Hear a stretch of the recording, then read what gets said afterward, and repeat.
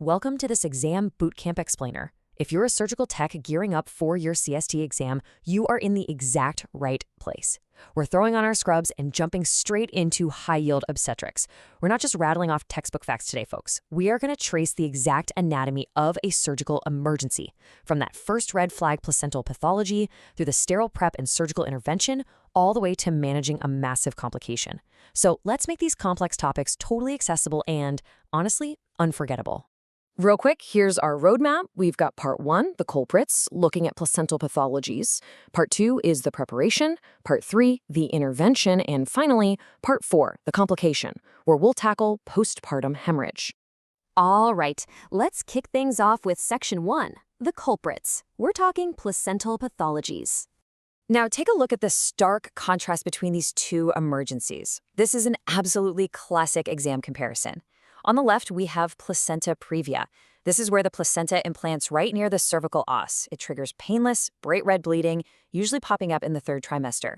You won't see uterine tenderness, but listen, vaginal delivery is completely contraindicated here. No way. Now, compare that to placental abruption on the right. This is the premature separation of the placenta from the uterine wall, and the presentation is a whole different beast. It's painful, you're going to see dark red vaginal bleeding, and the mother's uterus, it's going to feel rigid, literally like a board. This is highly emergent, mainly because it immediately cuts off the fetal oxygen supply. So just lock this into your brain. Painless and bright red versus painful and dark red. Things get a little trickier when we talk about the placenta accreta spectrum, or PAS. These are disorders of abnormal attachment, and you absolutely need to know these 3 levels of severity for the exam. First, accreta. That just means the placenta attaches directly to the myometrium. Then we have increta, where it actively invades deeper into that myometrium. And percreta, yeah, that's the worst-case scenario. The placenta punches all the way through the myometrium to the serosa, and honestly, it can even invade nearby organs like the bladder or the bowel. So what's the big takeaway here? It's the surgical management. Because the placenta simply won't separate normally, trying to pull it out causes catastrophic bleeding. These cases mandate a planned cesarean hysterectomy where the surgeon leaves the placenta in situ. For this, you've got to have your massive transfusion protocols and cell savers fully primed and ready to rock. Moving right along to section 2, the preparation. Let's get into patient positioning and C-section protocols. 15 degrees. Seriously, if you remember just one single number from today's explainer regarding obstetric positioning, it literally has to be 15 degrees. And here is exactly why that specific number is a game changer. After 20 weeks of gestation, if you lay a pregnant patient flat on her back in the supine position, that heavy, gravid uterus presses right down on the inferior vena cava and the aorta. We call this aortocaval compression. It massively cuts off venous return to the mother's heart, which, you guessed it, causes maternal hypotension and then drops the fetal heart rate straight into fetal bradycardia. To stop this from happening, a 15-degree left lateral tilt, usually achieved by wedging something under the right hip, is an absolute mandatory intraoperative move. Expanding on that room setup, let's quickly run through the essential protocols. We've got our supine position with a 15-degree left lateral tilt. Next up, a Foley catheter has to be inserted before you even think about prepping and draping. Why? Because an empty bladder is a safe bladder. It decompresses the organ, tucks it inferiorly, and keeps it completely out of the operative field. This vastly lowers the risk of accidental injury during the uterine incision. For draping, we're using a laparotomy fenestrated drape. And if the patient is under regional anesthesia, like a spinal block, you're putting up an ether screen at chest level. That way, the awake mom doesn't have a front row seat to her own surgical incision. All right, section 3, the intervention. We're diving into C-section steps and the essential instrumentation. To absolutely crush this exam, you've got to mentally link specific instruments to this exact procedure. For cutting, you're handing up a number 10 blade for the skin. But when it's time to extend that low transverse uterine incision, you better be reaching for the bandled curved scissors. For retracting, anticipate handing off the bladder blade, which is often a Delary retractor. This is absolutely critical for protecting that bladder we just decompressed with the Foley, right? When the umbilical cord needs clamping, have your coachers ready to go. And for closing the uterus, the surgeon is almost always going to want a 0 or number 1 absorbable suture, like chromic or Vicryl. So how do all these instruments actually flow in action? Let's walk through the steps of a low transverse cesarean, or LTCS. First, the surgeon makes a panastele, or bikini, skin incision. They cut the fascia and then bluntly separate the rectus abdominis muscles right down the midline. Now, step 3 is a massive exam alert, so pay attention.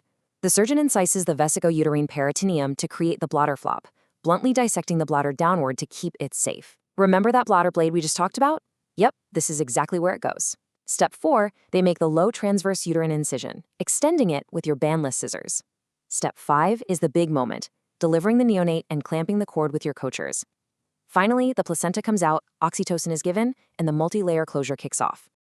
Now listen closely to this one because it is a strict, non-negotiable rule in the OR and a highly testable alert.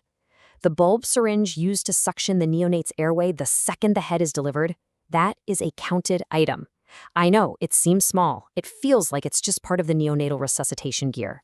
But if it crosses onto your sterile field, it has to be documented. It absolutely cannot leave the field unaccounted for. Your counts, sponges, sharps, instruments, and yes, that little bulb syringe must be perfectly reconciled before that uterine layer is closed. Let's hit our final stretch, Section 4, the complication.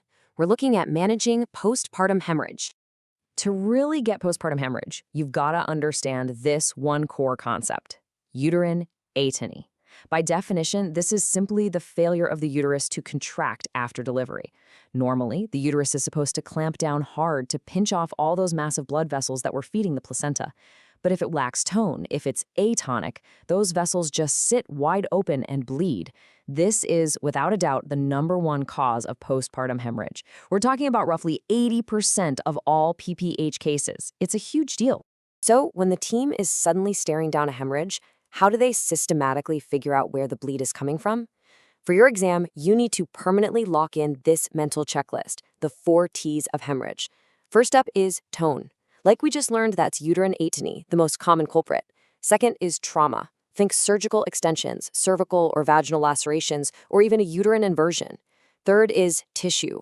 That points to retained placental fragments that are physically keeping the uterus from clamping down all the way. And the 4th T is thrombin, which means we're looking at a systemic coagulopathy or disseminated intravascular coagulation. Remember that: tone, trauma, tissue, thrombin. When conservative measures aren't cutting it, you have to be ready to escalate, and fast. This timeline outlines the surgical management of PPH. Step 1, immediate bimanual uterine massage to stimulate contraction.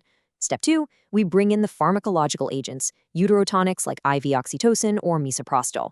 If the patient is still bleeding, we escalate to Step 3, physical mechanical pressure. That means uterine packing or throwing in some specialized compression sutures, like a B-Lynch suture. If all else fails, we hit Step 4, the final life-saving interventions. That's surgical ligation of the uterine arteries or an emergent peripartum gastrectomy. As a tech, you've got to anticipate this escalation. You need your major laparotomy sets, vascular clamps, and heavy sutures out and ready before the surgeon even has to ask. All right, we've traced the entire anatomy of an obstetric emergency. Let's wrap this explainer up with a rapid-fire recall question to really cement what we've learned today. Think back. Before the uterine incision is made during a C-section, which specific retractor must be placed to pull inferiorly and protect a critical organ from injury? Think about the surgical steps. Think about that Foley catheter. Got it? It's the bladder blade. If you can clearly visualize exactly where that instrument goes and why the surgeon needs it right then, you are well on your way to dominating this exam material. But what happens when the emergency involves multiple gestations or, say, an abnormal fetal lie? Well, keep studying, keep grinding, and we'll unpack all of that in the next explainer. See you then.